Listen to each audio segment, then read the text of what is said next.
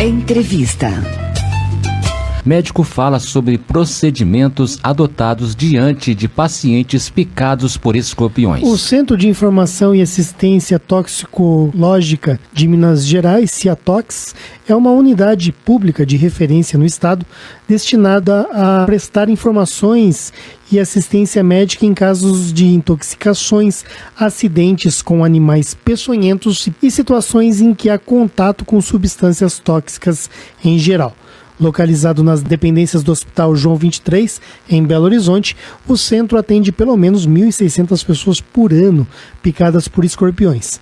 E para falar um pouco sobre este trabalho, o Jornal da Cidade conversa ao vivo e por telefone com o médico Adebal Andrade Filho, ele que é chefe do Serviço de Toxicologia do Hospital João 23. Bom dia, doutor Adebal. Bom dia. Seja bem-vindo ao Jornal da Cidade. Eu queria que o senhor começasse, por favor, falando um pouco sobre esse trabalho que é feito no CIATOX.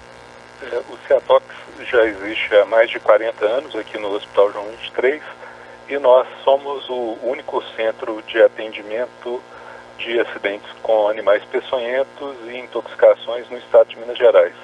Atualmente a gente atende mais ou menos 18 mil casos por ano de animais e de intoxicações. E nós atendemos tanto o paciente presencialmente aqui no hospital, quanto também informações por telefone, seja para a população, seja para os profissionais de saúde que têm menos traquejo no atendimento desse paciente.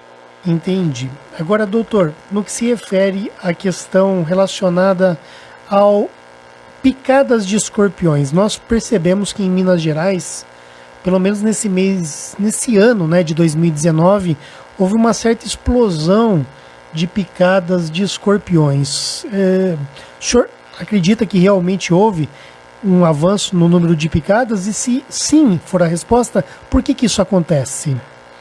Realmente nós observamos já há alguns anos um crescimento significativo, não só aqui em Minas, mas no Brasil todo. Para você ter ideia, os últimos dados publicados pelo Ministério da Saúde em 2017 mostram um aumento de 36% do número de acidentes com escorpião no Brasil. E em Minas Gerais também segue mais ou menos esse percentual, em torno de 20 e poucos por cento.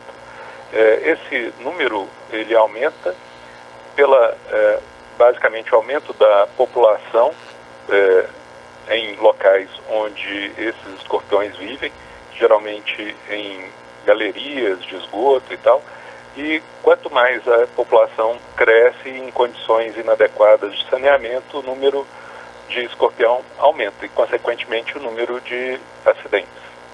Entendi. Agora, tem alguma coisa a ver com o aumento de calor, alguma coisa nesse sentido?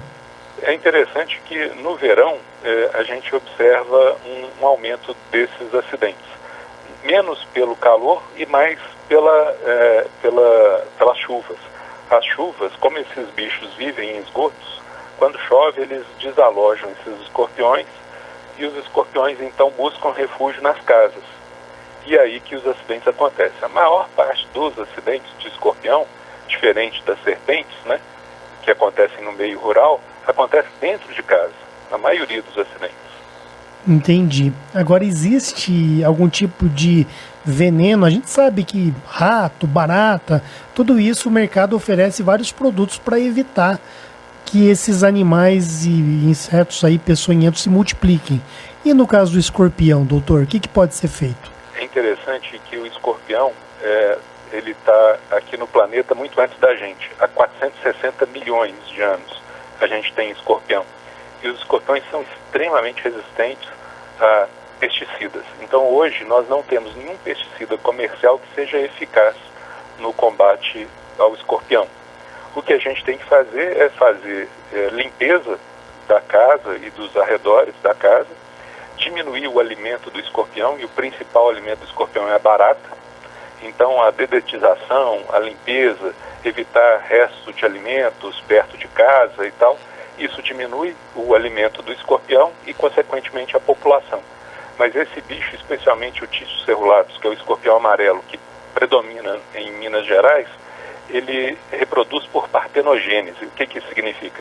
Que um animal só pode reproduzir e e aí leva a um aumento grande dessa população. Onde tem um escorpião, provavelmente você vai ter vários em pouco tempo.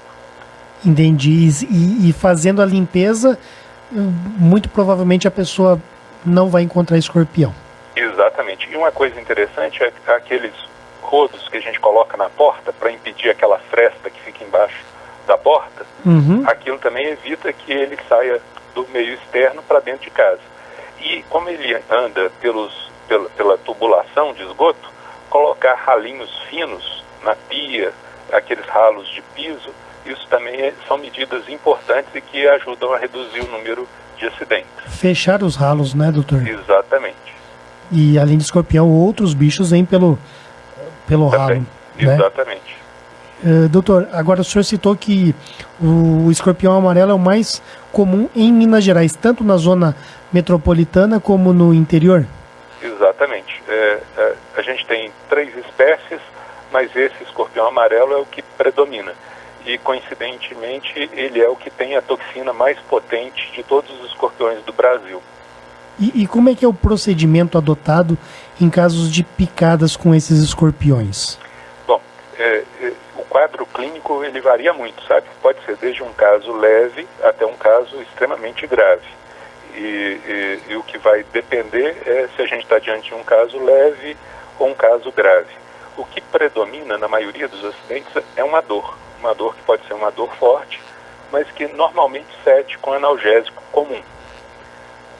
No entanto, se o paciente vir a apresentar manifestações gastrointestinais, vômito, dificuldade para respirar, alteração do batimento do coração, esse paciente ele vai ser tratado de uma maneira diferente. Então, a maioria dos pacientes, 97% dos casos que nós atendemos aqui no hospital, e a gente atende 1.600 casos por ano, 97% deles recebem só analgesia e observação hospitalar. E o quadro se resolve.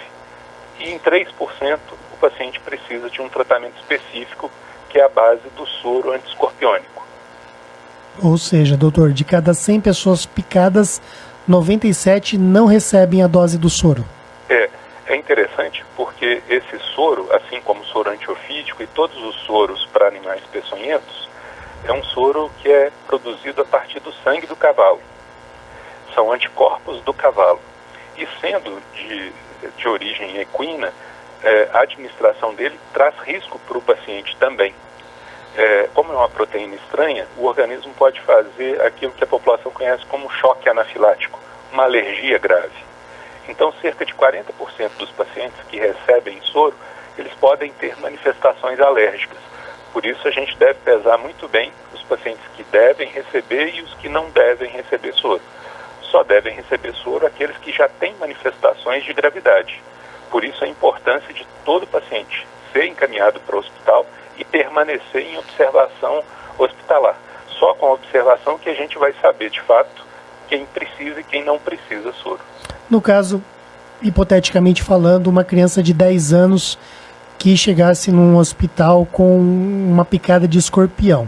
Quando que o médico falaria, olha, é hora de aplicar o soro, ou ele saberia que não é hora de aplicar o soro? Teria sintomas, sinais? Como é que seria feita essa análise? Os casos tendem a ser mais graves em crianças abaixo de 4 anos.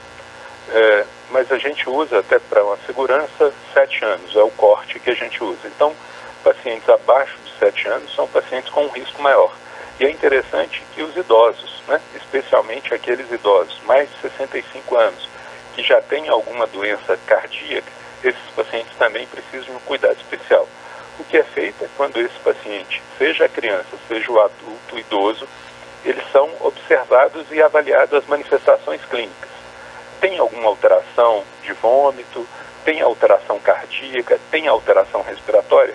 Se tem essas manifestações associadas à dor, esse paciente ele é um candidato ao soro. Não tendo, e a maioria não vai ter, ele vai receber só analgesia, porque a dor é uma dor intensa e incomoda muito, especialmente criança. Quer dizer que, pela experiência que o senhor tem, na maior parte dos casos de crianças com idade aproximada de 10 anos que são picadas por escorpiões, essas crianças, na maior parte dos casos, elas não recebem o soro anti-escorpiônico. Não recebem. Crianças acima de 10 anos, elas já se comporta, o organismo já está próximo a um organismo de um adulto. E as manifestações graves são bastante raras. Como eu disse, aí menos de 3% desses pacientes vão receber soro. Só que de antemão, a gente não consegue saber quem vai precisar do soro e quem não vai precisar. Por isso que a população sempre, ao ser picada, deve coletar o bicho ou fotografar. A fotografia serve para identificar o animal e buscar atendimento médico. E uma observação, no caso de crianças, observação por 12 horas no ambiente hospitalar, que é o período onde pode ter manifestações, mesmo que o paciente inicialmente esteja bem. E no caso de adulto, a nossa recomendação são 6 horas de observação em ambiente hospitalar. E é interessante que esse ambiente hospitalar, que essa criança ou esse adulto estiverem em observação, obviamente devem ter o soro, para, se necessário, ser administrado rapidamente. Doutora Adebal, tem alguma questão importante sobre esse assunto que eu esqueci de perguntar e que o senhor ainda queria destacar? Não, eu acho que é isso mesmo, né? É só chamando a atenção da população que sempre, depois de uma picada de escorpião, procurar assistência médica, porque a gente não sabe de antemão como é que vai ser a evolução desse paciente. Eu quero então agradecer ao senhor pela entrevista, por ter saído um pouquinho da sua rotina, não é? O senhor que é médico, o doutor Adebal Andrade Filho, chefe aí do serviço de toxicologia, né, do Hospital João 23, parabenizar o senhor também pelo trabalho aí junto ao Ciatox, tá bom, doutor? Ok, obrigado. Nós estamos à disposição. Nós conversamos com o médico Adebal Andrade Filho, chefe do serviço de toxicologia do Hospital João 23, onde funciona o Centro de Informação e Assistência Toxicológica de Minas Gerais, o Ciatox-MG, né? Uma unidade pública de referência no estado, destinada a prestar informações e assistência no que se refere a casos de intoxicações, acidentes com animais peçonhentos e também situações em que há contato com substâncias tóxicas.